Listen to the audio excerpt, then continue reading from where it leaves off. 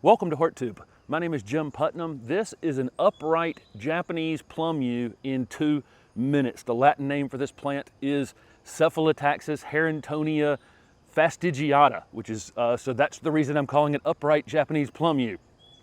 This is a fantastic, upright, narrow, evergreen plant that's pretty much tough as nails. Not a lot of insect problems. It's super deer resistant. Would be a great choice on the corner of a foundation, great choice for a container. It's hardy in zone 6 to 9 and probably into like 5B as well, but in a protected space. So as a foundation plant, let's say in zone 5B.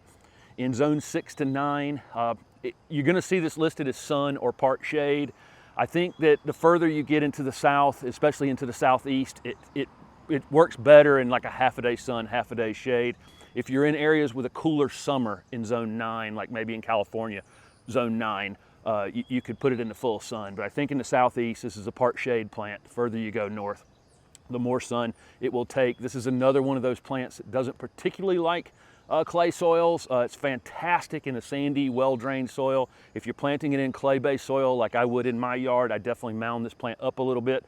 But again, it's tough as nails. Beautiful, beautiful dark green, evergreen foliage on it. It's really kind of soft to the touch. It looks like a plant that would kind of eat you up, but it doesn't at all.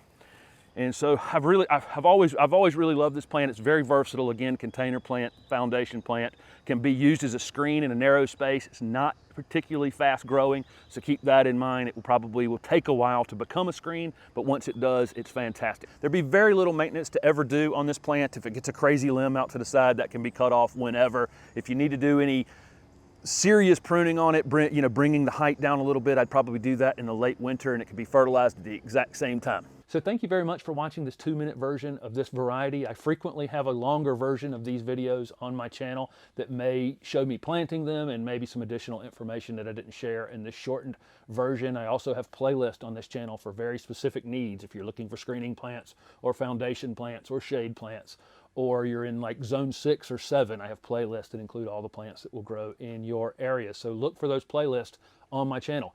Thanks for watching.